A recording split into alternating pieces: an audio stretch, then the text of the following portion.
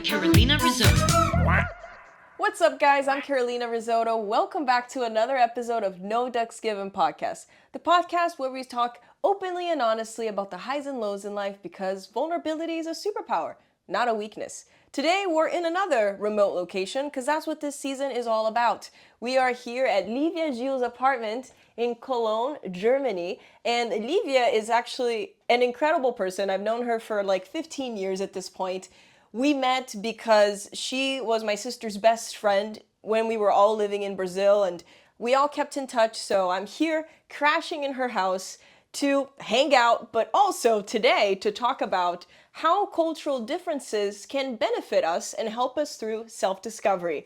Lívia has been living, abroad for like 10 years. She lived 2 years in London, 8 years now in Germany in multiple cities. She's a professional ballet dancer and she's actually performing tonight. I am super excited, but I thought she would be the perfect guest for us to talk about how, cultural differences help us grow and learn more about ourselves. So Lívia, thank you so much for joining. You're welcome. It's my pleasure. Also my pleasure to have you here. Oh, I'm so glad. Otherwise, this would be really awkward. So, you have quite an interesting background because you're a ballet dancer, which is one of the most difficult professions ever. I've talked about that with our friend Camila Rodriguez, who you also know. Yeah. There's an episode with her if you guys want to watch from season 1. So you can learn more about the world of ballet. But, Germany and Brazil, they're very different culturally. Tell me a little bit about your experience living abroad in general, and maybe if there's some key points that you've learned throughout that process, which ones they were. Yeah, I started in London and I didn't have any problems adapting there. I already spoke a bit of English, so it was just like refining and it was just easy. It was hard the goodbye to Rio and Brazil because I was really attached to my life there. So it was kind of hard the last 6 months to say goodbye and farewell to everyone. But then getting to London, it was just excitement, easy to connect to people. It was only coming to Germany, to Leipzig, that it was really like confrontation moment, like language barrier, completely different climate. Not that it wasn't in London, it was, but here I really felt like the solitude and the gray skies, the cultural differences, how Germans are not that warm at the beginning. Like it takes time for them to warm up to you. While in London is like such a cosmopolitan city, everyone comes from different parts of the globe. So it was easier to connect also because in school times, everybody has more or less same goals, everybody's the same age. Company life was something very different where people already had their lives settled. People had been living here, especially East Germany, where I was working for a German person, German staff, so it was just a lot at the beginning to process. But with the years, I actually fell in love with Germany, fell in love with the language, fell in love with some of their mentality. I still feel the cultural differences, especially I think Brazilians are very open people naturally. We're just easy to go along, easy to like make first acquaintances. But there is something about the Germans to say about how open they are to foreigners. And that I really felt throughout the years. I didn't realize at first, but especially moving then to like West Germany, it was such a difference from East Germany. And going around, going to cities like Berlin, Cologne, Munich, I got more and more in touch. And especially throughout my professional years, being in companies, and here we call it Staatstheater. It's like this whole formula within the theaters where you have all these laws and structures to protect the workers, and people have been fighting for years. And I also fell in love with that, with the fact that even though in a professional dancer's career, especially in ballet, there's a whole hierarchical system and it can be quite crushing, you still have a voice, you still have laws and support, and there was just like all the knowledge there. You just had to like look for it and inform yourself to then be protected by all these laws that were in place. And that for me was like mind-opening to discover that in Germany there was such like good positions, not just like financial stability, but also workers' rights for like everyone, especially in the theater industry, was something new for me. Okay, yeah, I think it's going to be an interesting conversation because I've worked in the US. I also haven't worked much in Brazil, I think only for a year, but I've worked in the US, so I know what it's like to work as an immigrant. So it's going to be interesting for us to compare Germany, a little bit of the UK, US, and Brazil in one conversation, which I think is an opportunity that people don't get very often. So I want to understand for you in Germany, what was your first impression of Germans coming in? First impression. Try to be honest if you can. Well, I really didn't like the language at first, and I think not understanding language, it can lead to misunderstandings. They are very direct, and that's normal. But then when you put that in English, it just comes across as plain rude, and they can be rude at times. I still think that. But at first, I was a bit scared because people would just like yell at you in the street. Like if you were crossing a red light, it was like people yelling at you for doing that. Like jaywalking is just not a welcome thing here, especially in smaller cities. Wow, okay. Or riding your bike in the city center is also not allowed. You have to be in a bike path. And then they just get out of their way to tell people off. It's a thing Germans do. So I wasn't used to that. And that was weird to handle at the beginning. Yeah, because in Brazil, people are like used to breaking the rules. Yeah. That's the norm. It's like, and I think the popular term is jeitinho brasileiro, right? The little Brazilian way, which is the way that we always find a way to break the rules in order to benefit ourselves from it. And I don't even know if there's like a bike path throughout the entirety of Rio, for example, which is one of our biggest cities. Yeah. There probably isn't. I mean, my parents were working on that in the 90s to the 2000s, doing like campaigns and organizing urban development in Rio. So there is a bike path, but it just takes minimal parts of the south of Rio, Zona Sul, and it's like mainly along the beach. Yeah. So it's very minimal if you compare to how big Rio is. So there are bike paths, but it's incomparable to how organized the system is in Germany and how their bike paths are. I mean, if you ask a German, they're going to say like, oh, it's a mess.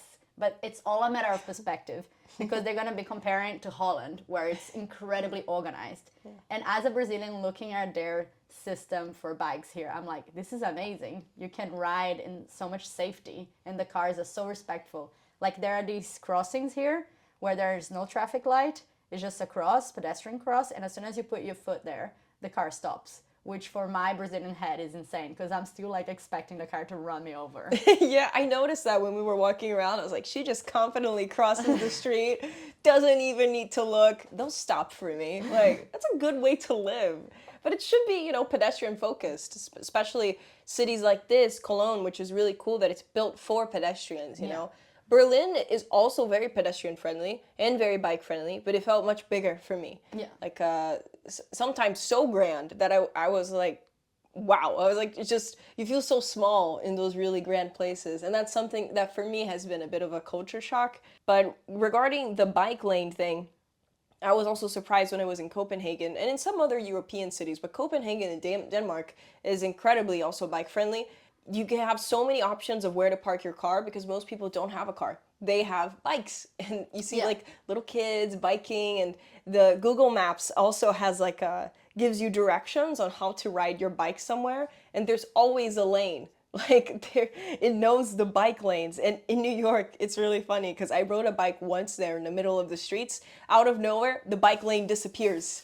And you're just going through the cars. It is so stressful because people there have no manners when it comes to driving or biking. And I don't know how people do that, honestly. I think in regards to like riding bikes and public transport, like the lack of car usage, I think it's a different world in Central Europe compared to the States and Brazil, because the public transport here is just so good. And maybe if you're in certain positions in the countryside or if you have kids, it's like, but it's very minimal. I feel like a lot of Europeans just rely on public transport because it's reliable, it's good, it serves its purpose. Otherwise, the cities also get so jammed with a bunch of cars and it just doesn't work. So a lot of the city centers are more for pedestrians and bikes. Which makes sense because when these cities were built, there were no cars. They didn't exist. Yeah, a lot of the American cities, they were built, they're more modern cities. Of course, it's a newer country, but they were built around cars and that ecosystem. So yeah, nothing is really for the pedestrian, which is a little bit frustrating. And I think that's why a lot of people like going to New York or Chicago because it's a little more walkable. But it's very few cities there that offer that. And I don't know, I think you also just miss the opportunity for human interaction. Yeah. And I think that's something we also got in Rio. Like, it's a big city, but it's still very walkable for the most part. I don't know how was your experience living there when it comes to that. Yeah, I still felt like Rio was lacking a lot of good public transportation. It's a lot of people that like commute for hours. Yeah. It's not as good as it could be, definitely, especially if you don't live in the privileged areas. It's, yeah, the social discrepancies are very present in our daily lives in Rio. You see that people need a car sometimes if like they work like 1 hour away because the public transport is going to take 2 hours or so. And it's just also not as safe. That's another point that I really find that in Europe, like you see in regards to security, it's a different world in Rio. And it's sad, but it's true that you especially as a woman, you can walk around with much more freedom than you would in Rio, for instance. Yeah, they do what makes sense. What I think is amazing though is that you can actually just take a train here, like public transport, to another city completely. Like that doesn't happen in Rio, which is why the commutes are also so crazy. I know that when we had a maid in our apartment, which is actually pretty normal, by the way, in Brazil for middle class to have maids, it's just a cultural thing. While in the US, that would be something more for the elite. Of course, here too. Yeah, right? Yeah, in Brazil, it's normal, right? Yeah. Everybody kind of has a maid. Yeah. Though now my parents, they don't because it's just the two of them, so there was no need, but it was the two of them and 3 kids. It was a lot. Yeah. But I remember my maid, she would have to take like 3 buses to get to our home, and that was just really crazy. It's a daily commute, so you're like commuting for 2 to 3 hours just to get somewhere. Yeah, the whole concept of having a maid is something that it's still crazy for me. It's something one of the things that always bothers me when I go back to Brazil. I grew up in this weird bubble where my parents were bohemian artists and didn't have a maid. But I was only one child. So, of course, the workload on my parents is way easier. But I always go back and it just makes me realize about the like social levels and interactions that we have in Brazil, because it's like, as you're saying, this maid is this person that comes from like a different background and has to commute hours to get to your resident and help you out throughout the day. Of course, it's a service, but it's like they're coming from a different lifestyle, getting imposed in a house where they probably could never afford certain things. So it's just this culture and reality shock that we live in the same city in Rio. That always for me is crazy. The service industry there, how we live with these social discrepancies on everyday life and we normalize it somehow, because people there, you have to normalize it. It's your everyday. But coming from abroad and having left that society in a way, it's like, it's always confronting. It's really shocking. That's true. Do you know anything about how that system works here in Germany with the maids? You said that it's not common for people to have them here? Yeah, I think it's, as you said, like very elitist, like in the States, like rich people would have a maid. And I think maids are, if you compare to South America, they're much better paid. It's like any service industry is a well-paid job, not maybe in the relationship and in perspective of German society, but if you're going to compare to other countries, like a maid here would be with way more security and stability than a maid in Brazil. So being a maid here wouldn't necessarily be a bad thing. Yeah, but then because you put in perspective, I am sure Germans don't want their kids to grow up to be maids. So who are going to be the maids? Then it's going to be also the bottom of the pyramid that, as they put here. Like it would be like foreign people that had less opportunities, refugees. It will be something like that. So it, in a way, it mirrors, I think every society has that and it mirrors itself. It's also foundation of capitalism. No, it just doesn't. But I do think that over here there is more liability in the system. The system protects a little bit better than if you're going to compare in Brazil or South America. In Brazil, it's super normal, not that we do our nails or our hair. Like some women do it like every week. Here is like a luxury thing. It's not like a common occurrence. You're going to do it, you're going to pay more for it because you know that that person that is providing that service has to be paid more. It's just different mentality, different culture, better protection laws, better workers' rights, just generates that. Yeah, that's really a really positive thing. And it's also an issue in the US because the minimum salary there, of course, it depends on each state, but there's not much of a culture to value people according to their skill set all the time. There have been jobs that I've done, like as a producer, sometimes where because you do a flat rate, the flat rates can always kill you. but you do a flat rate per project. At the end of it, I was like getting paid less than a Starbucks employee. And they always try to lowball you. People always try to pay you the least amount possible. Yeah. They're always concerned the least about the employee and how much you're getting paid. And now it's starting to become like an obligation. I don't know how the process is currently going, but they want to make it into a law that you have to disclose how much you're going to pay for the person on the job application, so the person can decide if they want to apply or not. Oftentimes they hide in the US how much you're going to get paid, and that's just like They hide. they hide it. Yeah, they say Oh my God. depends on experience or TBD, like to be determined. So you apply for a job without knowing how much you're going to get paid. Well, to be honest, in my industry is also like that. But you do get to always discuss once it's presented to you.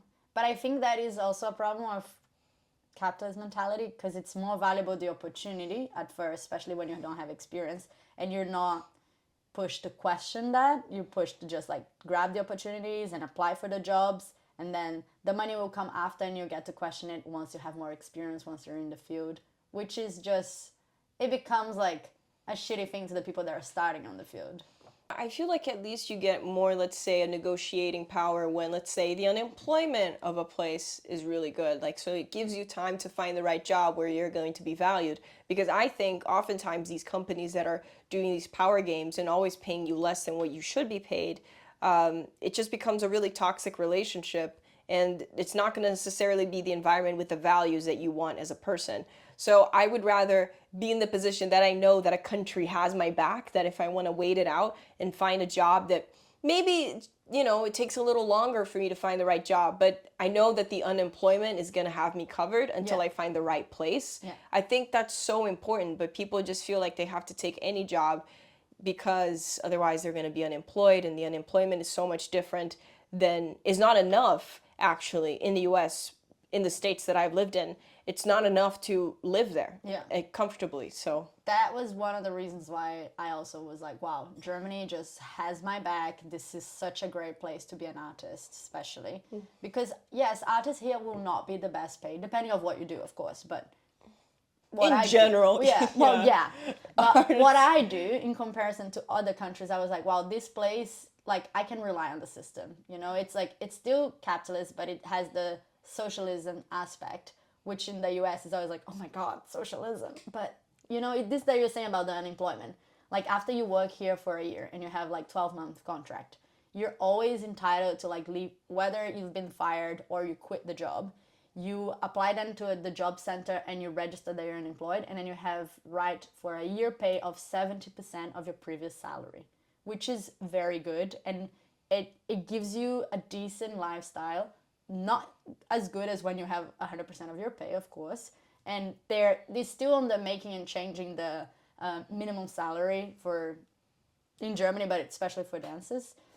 But I feel like it gives you like this safe net that of course you still want to work, and especially when you like what you do, it gives you like this sense of like you feel lost when you don't have a drive and a goal.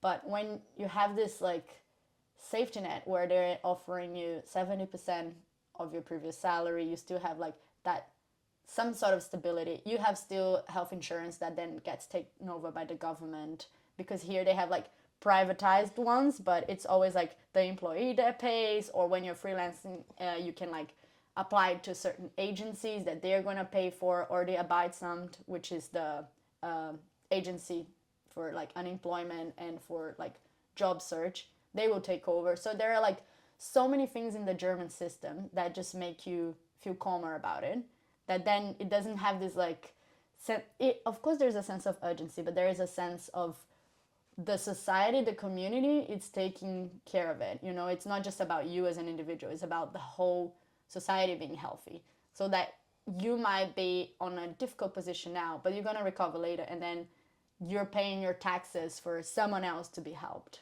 It's more of this community that like, I don't mind that 1/3 of my salary I'm putting on tax, because I know it's going to my pension, it's going to like these cases when you get unemployed here and there, or that I'm like, I don't know, helping a fellow colleague that might get unemployed a day, but I know that it's like, it always comes back. It's not just about you, it's about everyone.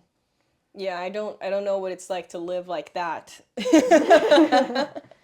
Yeah, especially as an immigrant in the US. I think I told you the other day, when you're in a work visa, you can't spend like, especially as a freelancer, you can't spend 3 months without work or file for unemployment. Otherwise, your visa status basically loses complete value and you're kicked out of the country. So imagine when COVID hit and you have absolutely no protection, can't file for unemployment. And as an immigrant, when you're a legal immigrant, you have to make a lot of financial sacrifices. Like every 3 years, you have to pay around $4,000 for an immigration lawyer to get the process done, but then maybe get approved. It's nothing is guaranteed, you know.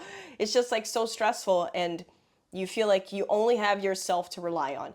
And I think in the big cities there as well, that's something that culturally bothers me, which I don't know, I would love to hear more your experience about that. In the big cities in the US, I feel like people are just about work and just about doing their own thing. They're very individualistic, which so far, as we've spoken, it kind of makes sense.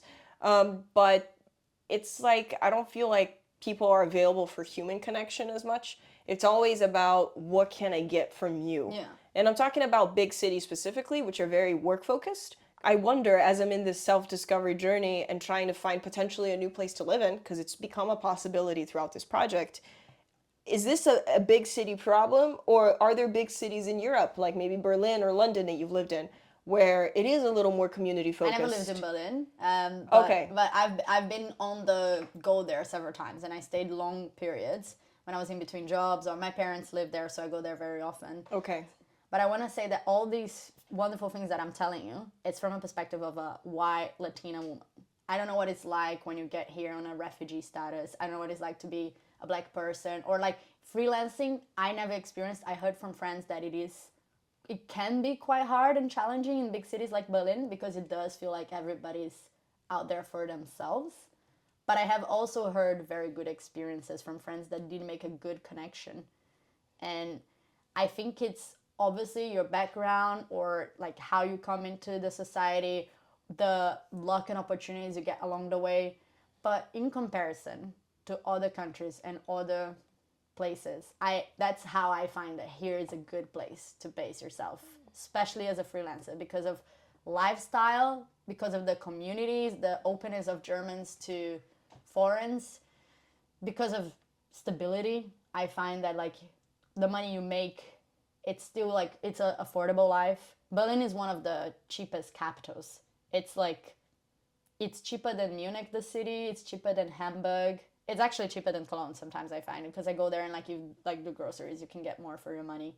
So considering all of those things, that's why Berlin is such a like attractive place for freelancers and independent people in general. Plus being a cosmopolitan city where you know you're gonna find a sense of community.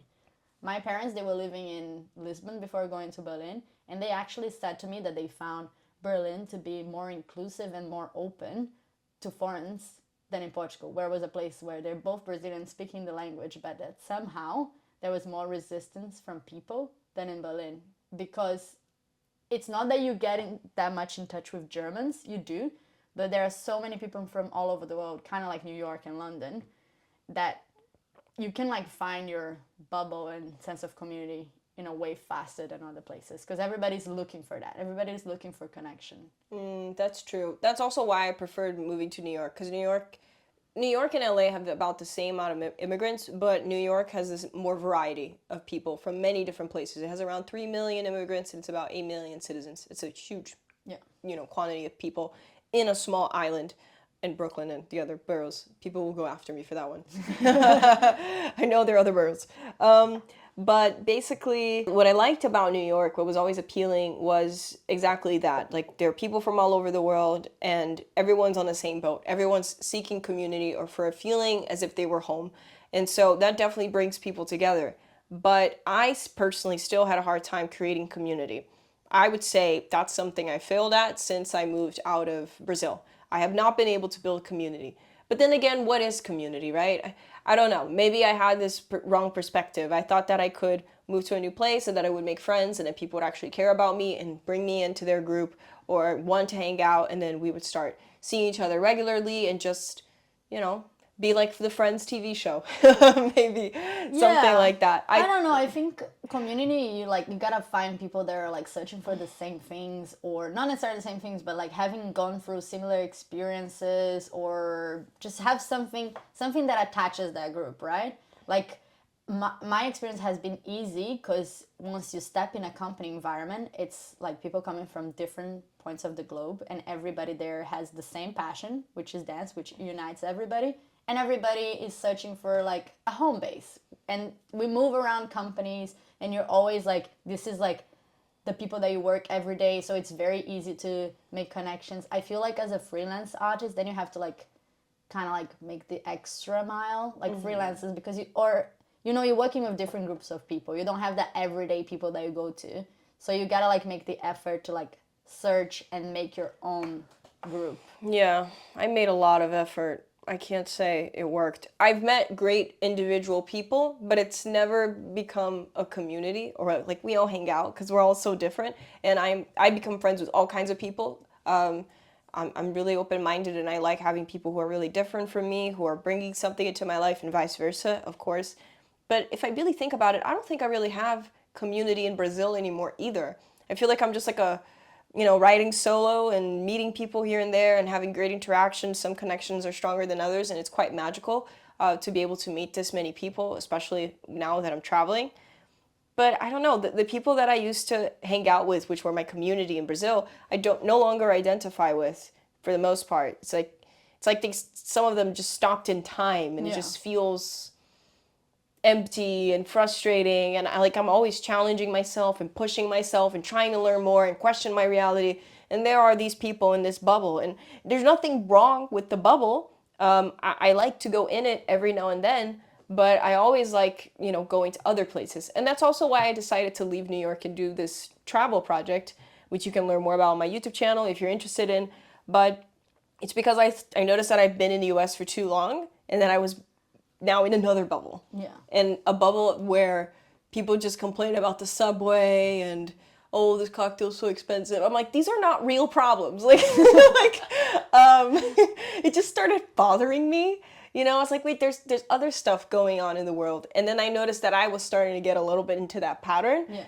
And then all my life was also just about like paying the bills, paying for rent, and there's just no space for you to explore yourself as an artist. But I don't know, I am in this journey where I'm popping bubbles, and maybe it's because I'm constantly questioning myself that I struggle finding community. I don't know. I think you sounds like you're in a transition period, right? And you're like searching. It's been very long transition. Yeah, but like now you're like in like a breaking point where you're like about to move, even like maybe move out of New York or like go to a completely different continent. No, you're searching for things. So of course you're gonna feel like lack of community. You're gonna feel loneliness. Whenever I moved from country or city, I felt that too. Because it's like, it's a new page. You don't know what it's leading you. You don't have like anymore like a certain routine that you used to have. I've been really unhappy in places before I left too. And you feel this sense of loneliness, this solitude. You don't know also not knowing what's coming next is very scary. But it's also beautiful because then you can create whatever from scratch. And you can find better things. Because if you are not happy with what you're having in that present moment, why stay and succumb to bitterness and just not be happy with it? It's much better to then let go of those things and search for whatever's gonna make you happier, more fulfilled. And it is scary to start from scratch. Yeah, especially because I don't really know exactly what I'm looking for, because I don't know, I'm searching for a feeling. I want it to feel right and comforting. Where is that? I don't know. I mean, I find a lot of comfort in myself, and I love being alone and traveling alone. I don't have the issue of feeling lonely very often. I think the most that I felt lonely was when I was traveling for a month and I didn't stay at any hostels because I just wasn't meeting people very naturally. Everyone that I was meeting was much older than me. And it was by walking on the street and going into shops and talking to them. So as soon as I started going to hostels and becoming more social, that kind of figured out the loneliness aspect. But for the most part, I love being alone, but I'm almost trying to figure out what are the discrepancies, or what are the things about my life currently in the US that I don't like that I'm trying to find here. Community would definitely be one of them, though there are many people there who have had much better luck than me and have found community, my sister being one of them. So community, I don't know, more support, right, from the government, which I'm learning more about here in Germany. Having that is kind of cool. So if you want to go through a career change, you can. Like the government helps you do that. Like that's so surreal to me. So that's why I thought that having this conversation with you would be cool because I feel like you're living this completely new life and it's beautiful and I love your apartment and the neighborhood is so nice. I'm like, damn, like I want to have Doesn't something. feel new to me. It feels old. I've been here for 4 years, but I see what you mean. I don't know. I just feel like it can happen that you were in a place where it wasn't exactly, well, you had a certain vision and then you stopped identifying yourself. Maybe you did in the beginning and maybe you stopped throughout the way, and that's okay. You know, It's like very confusing. I can like put a parallel with myself, like with classical ballet. It was everything I wanted at some point until it wasn't. Until I started questioning with personality, with like politics, with the world how it is nowadays. I was just like then suddenly lost because that was the entire definition of my personality. I thought so. And then you just discover, and then you like there are things that get drilled like about like how you should be or the things that you like set for yourself, and it's hard to let go, even like for yourself to let go of these things when you start changing. And that's what it's like. It's like finding yourself again. How is it to have work-life balance in a really simple way? I would love to learn. They don't give you a choice here in Germany. It gets like drilled very fast on you that like Sundays are basically off days. Sundays all the shops are closed. It's very depressing in winter. It still really bothers me because like coming from Brazil where like capitalism thriving, everything open all the time, it does bother me that I can't go to the supermarket when I forget to like do my groceries. But I did learn many things from like the having downtime. Like I'm like defending fiercely at work. I'm like the group speaker there about like our free days. I always want our free days back. If we work an extra day, I'm like, you gotta give that one day back, man. Because it's like, it's law, it's written, I want my day back. I don't work for free. And that's like such a German mentality as well of like, you have to have your weekend, you have to have your days off, you gotta have your like paid holidays. We're very lucky in theater in Germany. We get 6 weeks paid holidays and it's just amazing. Maybe 6 weeks is a lot, like no. But I love it. I wouldn't change it for the world because I have a lot of friends either in the UK or in Holland that they have 4 weeks, and now that I'm used to 6 weeks, I'm like, I would not go back to 4 weeks. 6 weeks is amazing. That's the dream. I met an American in Madrid who's a consultant and he was like, oh, so this year I got 8 days of vacation, but next year I think I'm gonna get 10. And he actually looked optimistic about it. 10 days in the year. That's very common in the US. And here you're getting 6 weeks and you're like, of course, and I deserve more. Well, my job is an exception. I think theater usually is 6 weeks here in Germany. I think a lot of other jobs is a month and you can like choose the dates. Unfortunately in theater we don't choose. It's always during the summer break. In so many theaters you work throughout Christmas and New Year, so that's why there is like a certain compensation.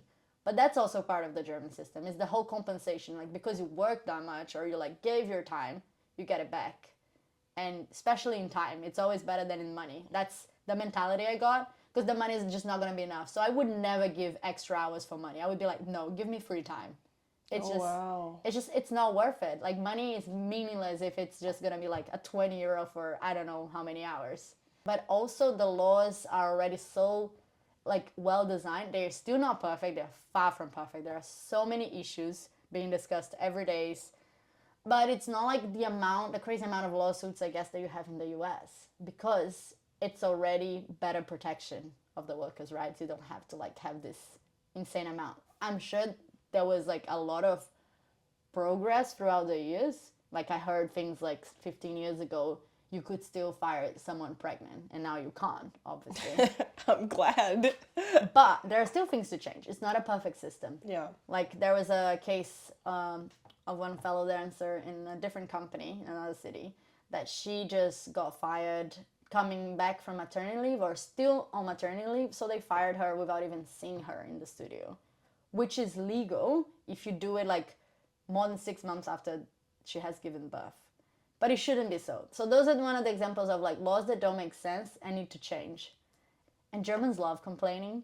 They have it good and they still love complaining. It's almost a little like sport satisfaction. But also complaining is bonding. So I understand them on a certain level. But I guess compared to other countries, I must say, it's, yeah, I would choose it here, yeah. I was surprised in Copenhagen as well that I saw a lot of pregnant women. So many. Because there, they get both maternity and paternity leave. Yeah. I mean, here too, you get 6 months for paternity leave. That's so and you get long. 2 years for maternity leave. That's nice. Yeah. What annoyed me though is like I did meet someone from Denmark who's in Portugal, and they're like, it's too boring. Oh, I'm like, but everything works. People are so happy. Nobody's really happy. Like people are just satisfied. I'm like, is being satisfied a bad thing? Like it sounds pretty nice. It's just nice not to have to battle for your rights all the time, or like worry about your finances like a crazy person if you're about to like start a family. Yeah, and I feel like I'm not even close to starting a family, and I'm counting the dollars constantly. You just get in this like maniac mindset that your money is gonna disappear in a heartbeat, especially living somewhere as expensive as New York. We have this joke that like, oh, you leave your apartment, you already spent $20. We had inflation here with the war in Ukraine, and you started like getting more aware of how you were spending. I think it like affected us in a whole, like around Central Europe, especially Germany got hard hit with the inflation. It's still not as bad. Of course, you get like scared of the prices changing in the supermarket. You go and you're like 2 weeks after it has changed again. It's stabilized a little bit now, but I still must say, because of my background, because of being Brazilian, because of seeing things around other places, I still think they're dealing with it okay. You ask a German person, they're probably gonna criticize the hell out of the government. But I still think like they gave us like some like packages of help. I was telling you the other day, they offered like 300 for a lot of the employed people, especially the ones working for the government, because working in Staatstheater, you're automatically working for the government.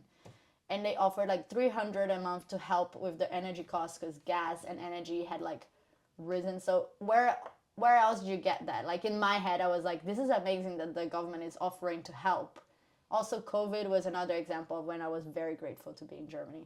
I was getting paid to sit on my sofa for 3 months, 100% of my salary. There were so many things that people couldn't do, and still I thought the government was giving like help to freelancers. I think they gave like 6,000 for 3 months for freelance artists. You could apply for help. So there was a whole system being built to help out. And I remember people complaining left and right here. And I was just like, you don't know what you're complaining about. You don't know how it's going in other countries. This is like the example how like sometimes Germans are so unsatisfied and complaining about things, and yet they don't stop to look at South America or even in the States. And it's like, just that moment that I got a little bit like, you could be a little bit more grateful about the type of society that you have around here. Yeah, when I meet Germans, usually outside of Germany, I say, oh, I'm about to go to Germany and stuff. I'm so excited. They're like, Germany is an okay country. That's always what they say. They're never super enthused about it. Like, well, maybe they're not wrong. It is okay. Yeah. Because, I mean, yeah, there are still problems. But I think right.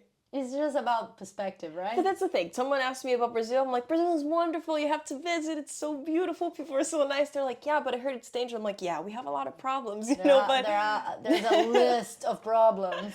But like, I would never say, oh, Brazil is okay. Like, and I think that's common amongst Brazilians abroad. I heard through my therapist, who actually has a lot of clients around the world, that a lot of her Brazilian clients do criticize Brazil a lot and feel very ungrateful for it and just. But I don't know, despite all the issues, of course, I come from a very privileged family position and experience in that sense. But I think the more time I spent out of Brazil, the more I appreciated the things about the culture as well. Like how friendly people are, the food, the warm environment that you get with people, the nature. So I don't know. I did value, I think, more what I had after I left. But that's not to say that even with the problems I had in the US, I was having a better life there than in Brazil. Yeah. But I didn't lose the gratitude factor, is what I'm saying. I mean, I feel the same about Brazil. And I also think once you live abroad, you don't see the problems. And when you go back there to visit, it's on holidays, everything's fine. You're not paying taxes there. You're not working there. You're not dealing with the problems there. There are so many problems. There's a reason why we don't live there. You know, so you just go back and you take just the bonus, just the beautiful things, which is what you would also say to a person that is like wanting to visit the country. Maybe you would just warn them about like the whole safety issues. But you know, it's different. Living there, basing yourself in Brazil is hard. Like hearing from artist friends and comparing my life, I only feel bad for their struggles and admiration for their grasp, because it is a harder, tougher environment to make it happen. It's the government is not nearly as supportive. There's just so much corruption. It's such problems that are like there for decades that it's hard to change. Yeah, at least I totally agree with you. At least one thing in Brazil is that people know how to relax. Well, that is very true. We know how to chill. Everything's chill. It's okay. We have time. Especially in Rio. I know São Paulo is like a different rhythm. People are more work focused there. In an overall sense, I don't mean to say people in Rio don't work, but there's a lot of people at the beach on Monday morning. That's all I'm saying. Yes. There's a lot of people. I actually have a like very silly theory that I have shared with friends before, that like tropical countries in general tend to not be as successful economically because it must be something about the amazing weather. It just makes people like, fuck it, I don't want to like contribute to this system. I don't want to work. I just want to enjoy the beach. Why stay in an office? Like, and then look you go outside. to Scandinavia where like it's dark at 2 in the afternoon in winter. It's just so depressing. People are like, okay, let's work. Yeah, that's actually a good point. That could be something. Yeah. You know, at the Ipanema beach, there's you know, there's like those workers. I don't know how I would say that in English, but there's like people who work at the beach and offer you beach chairs and drinks and whatever. There's one of the stands that's called Escritório Carioca. Carioca means someone from Rio, so it's like the Rio person's office. It's the beach. I think that says a lot about us. So back to the work-life balance thing. How is like the work-life balance life in Germany, or your personal experience also as a dancer? I mean, I think I can relate to the whole like driven so much by work. Work is a definition of me. And I also really had struggles to let go of moments where I wasn't working, or especially when you're not happy with your work, how that dictates your mood and how you act in life. But you gotta find a way out. And that's what I learned in Germany, because I wasn't happy in every workplace or in every situation or with every production. And I love what I do. But that doesn't mean that I have to love my work all the time. I can love aspects of my work. I love my profession. And it's just so good when you have this escapes like books, information, movies, experiences, hobbies. It's just as important. But that only happens if you're not worried about your financial stability, if you're not having all this stress of having to produce. That only is possible when you're in a privileged position in a society that allows you to have that. I totally get it when people are like, all right, like they just can't stop because they know a consequence of stopping. Yeah, that's what I feel. And in the US, you're shamed if you don't like on social media, if you don't post a video every day. It's like you have to be posting every day. You have to be, if you're working 15 hours, your competition is working 18 hours. And that's the norm. It's like you got to do more. You have to be more productive. And then people are just like burning out and ending up unhappy or without community. I think that's probably one of the reasons that I've lacked community. It's because my priority has also not been that. That's like, oh, if there's free time, I'll have friends. No. Like, because work is number one. Nothing else is important. I don't know where I could actually feel safe to develop my art without being pressured to meet certain deadlines. So I feel like it's not the US anymore in that sense, which is kind of unfortunate, and it puts me in a position of like, where do I go? But it sounds like Germany knows what they're doing. Yeah, I mean, for me personally, it works. When I was leaving Brazil and I was like thinking of choosing where to go next, because I knew that I couldn't, for me personally, I couldn't stay doing dance in Brazil. Of course, yeah. I knew that I wanted Europe. I didn't know exactly where. I was like really aiming for London in the UK, but I was like, for sure, I took US out of my list, because for me, that was never like, it was like a masked thing, this whole dream of success there. Yeah, I think the US is great at marketing. And Hollywood as well. They always portray, oh, life in New York. Yeah. It's this dream. And it is dreamy in many ways, but the reality is it's a very tough city. And it's not going to prioritize necessarily community, friendship, family, which are many of my values, I'm realizing. And when I was in Berlin, I really liked how liberal people were. And that is also very different. What I can say about the social aspect is that it's nice to have the liberal side, and the party scene is crazy. I feel like Germans have that need because maybe they're repressed. Because you look up Brazilians and they don't have this need to like extrapolate. Maybe in Carnival, sure, because it is very conservative and religious. But there's no need to have these crazy parties that go throughout days and raves and drugs and whatnot that you have in Germany, which is, I don't know, it's mesmerizing, but I also see people getting lost. I think it's cool until a certain point because there is a party happening from Monday to Monday, which is cool. I love going there and visiting. I've been on a party like on a Sunday night that would go until like Monday morning, which was never a possibility in London. Places were closing at 2 a.m., 3 a.m. They would turn on the lights and be like, out. Well, here the best DJ lineup is coming at 4 a.m., 5 a.m. I heard there were parties on Sunday mornings too, and that's when the locals go. Yeah, because it's the best time. You don't want to go on a Friday night or a Saturday night when all the tourists are lining up. You go on Sunday morning. Well, for yeah. The DJ. I still remember this time I went to spend God. Easter in Berlin. And Josh and I got an Airbnb with another friend. And there was this, like, we call it here WG, when you're, like, sharing an apartment. And they were about to go to the club. It was, like, 11 a.m. on a Monday. And they were vacuuming, like, dressed up in, like, this fetish wear. And I was just like, I love this. This is just so random and iconic. Wow. And it's normal here, right?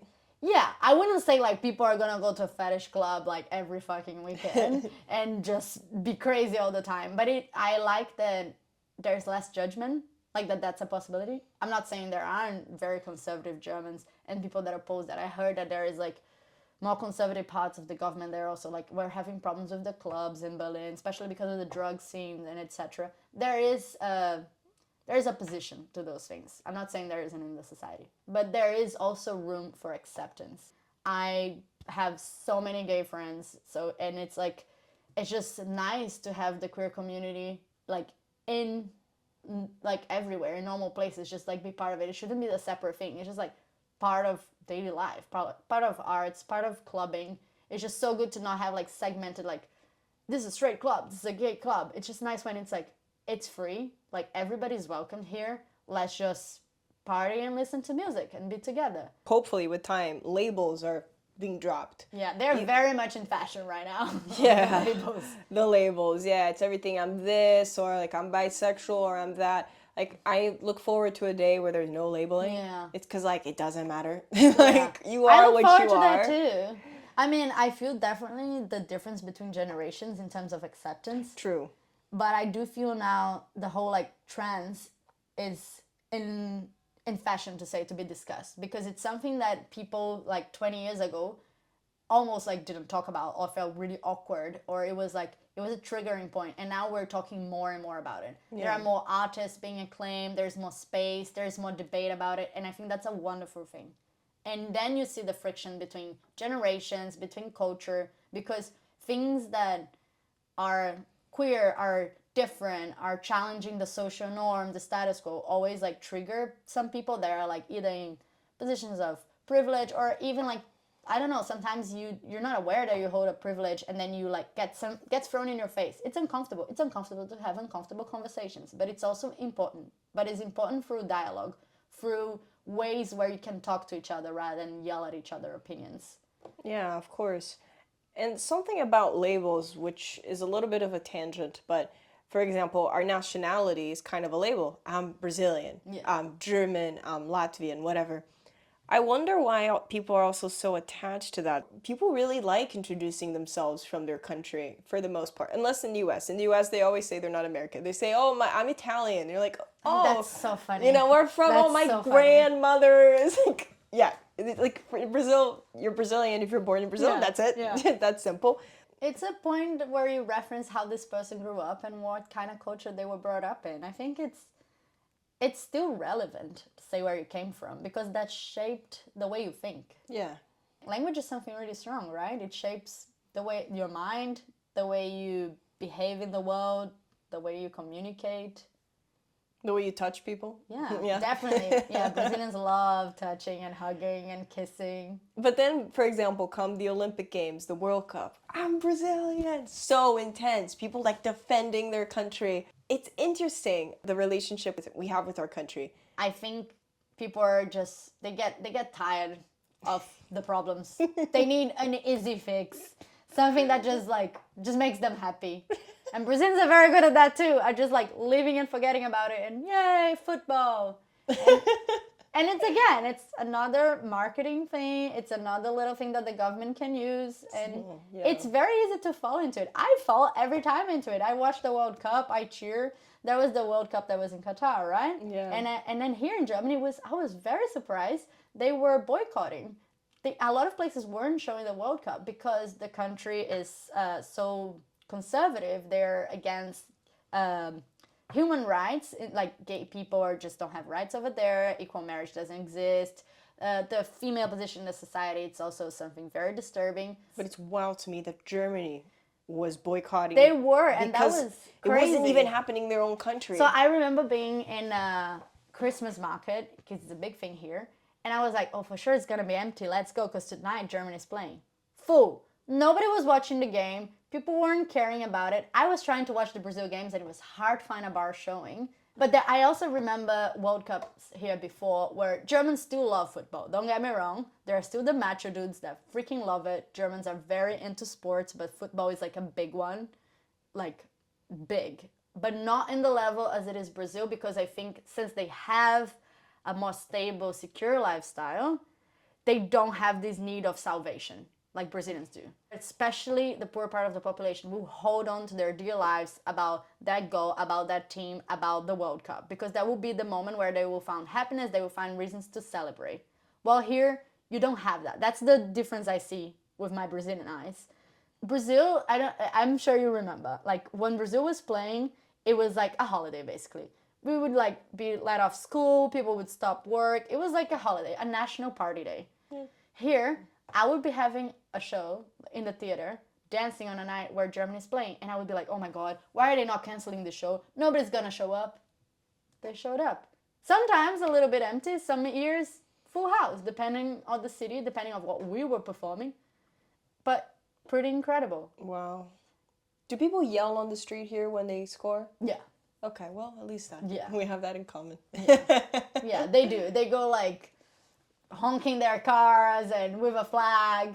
But I think it's the only moment that I've ever seen Germans with their flags and being proud of being Germans. Because honestly, they really avoid nationalism here due to their past, Second World War, the rise of Nazism. So I think that left a huge mark on their history. I actually like that. I like the fact that they are not nationalistic. They're not proud of being Germans or Deutschland or whatever. It's just like they're aware of the consequences what that can spark.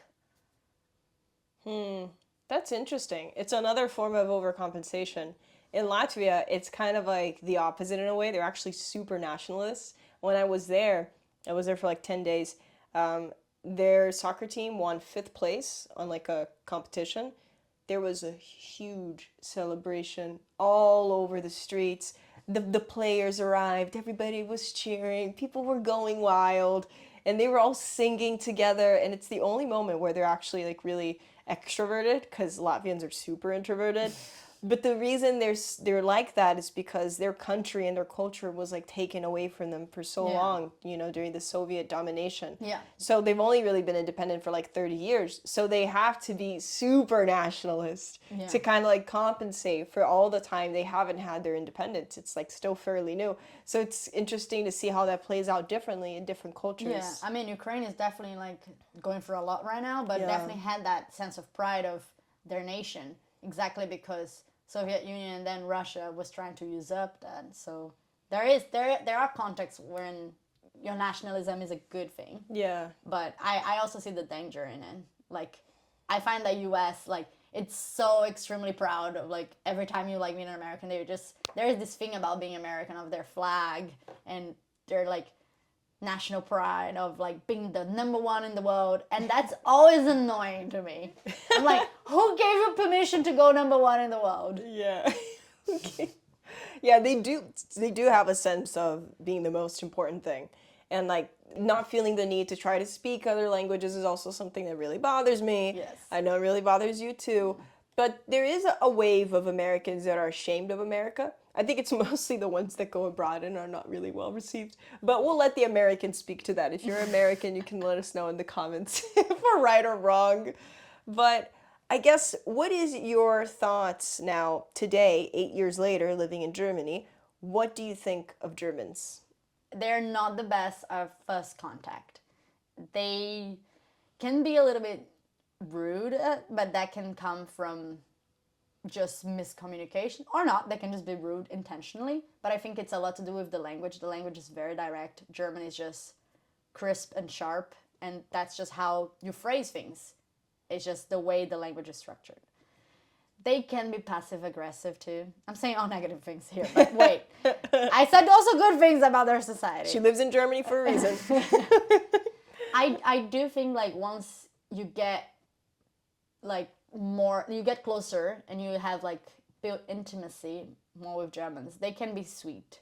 They can be lovely people. I remember my first Christmas in Germany where I was feeling extremely lonely. I didn't have my parents. It was the first time that I was not going to spend Christmas with my parents. I was in Leipzig, and this friend of mine that lived with me invited me to go to her parents' place, and they didn't speak English, but they were hosting and they received me so well. They included me on their dinner meal, and it was lovely. Without any possible communication, I could only say danke at the time, which is thank you.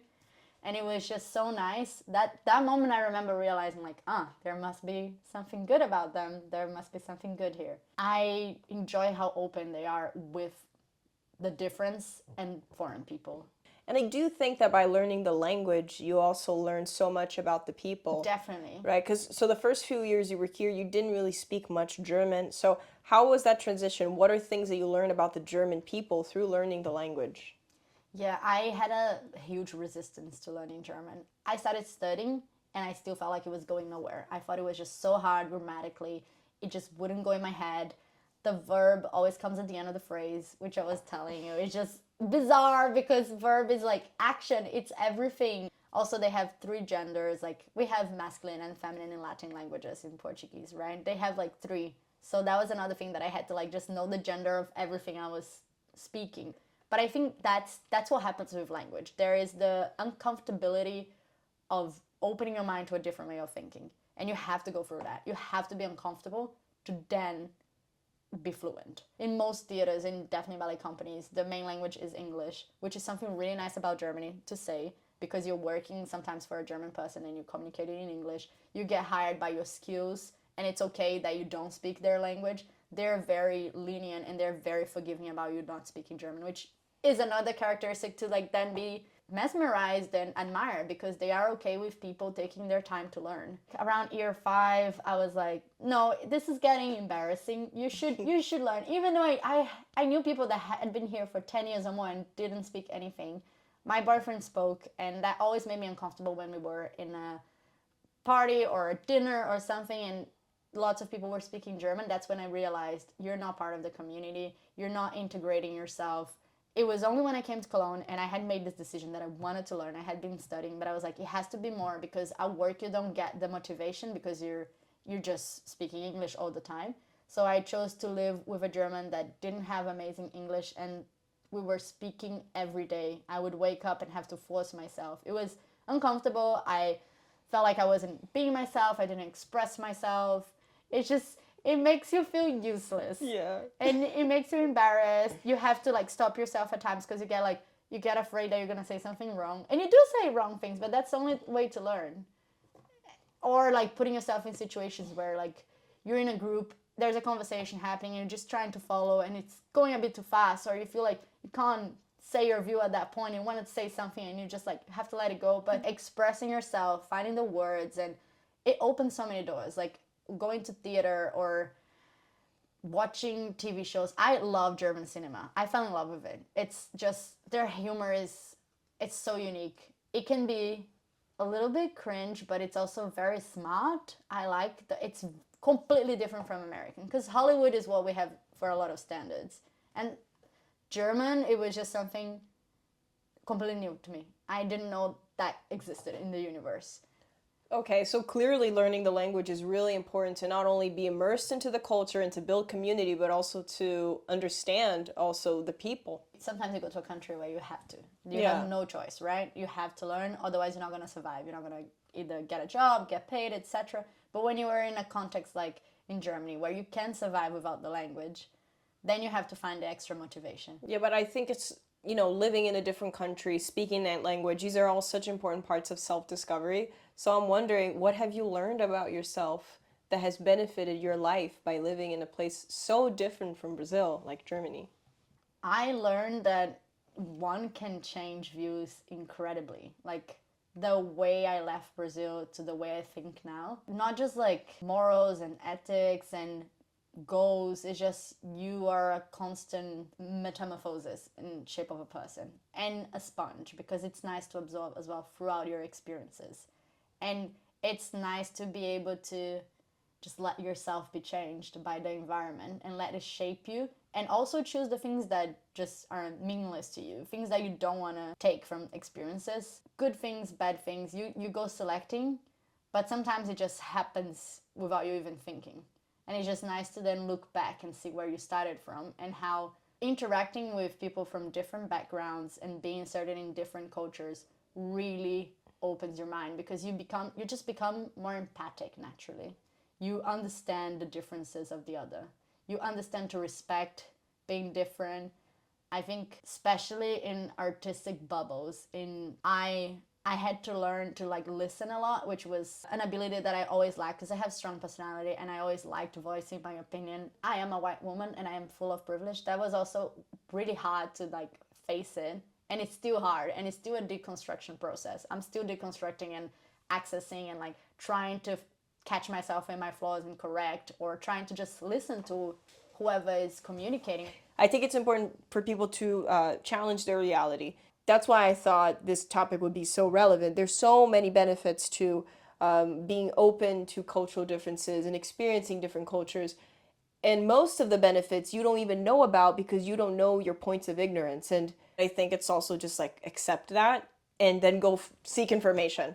And so I really appreciate you sharing your experience and everything that you've benefited from experiencing different cultures and living abroad. I really hope that this episode motivates you to do the same and to try something new today or tomorrow or wherever. Just, keep challenging yourself, challenge your reality, because there's so much to gain from it. It's so much to explore. There's so much we don't know about, and the world wouldn't be this big if we weren't meant to explore it, right? Exactly. Do you have any sign off? Where can people find you? Anything else you want to say before we wrap this up? Well, people can find me on Instagram. It's simple and easy, Lívia Gil. Also, I'm working with Valley of Difference, which is a great company that unfortunately it's being defunded at the moment in Cologne. So it's our last season. We have a petition online. Just look for Valley of Difference on Instagram and help us. We are just always welcoming more visibility. Amazing. Well, thank you so much for joining us. This was an amazing conversation. Thank you. Of course, I'm Carolina Risotto, or Carolina Risotto. This was No Ducks Given podcast, and we'll see you on the next one. Quack. Quack. Maravilha. Obrigada a você, foi ótimo.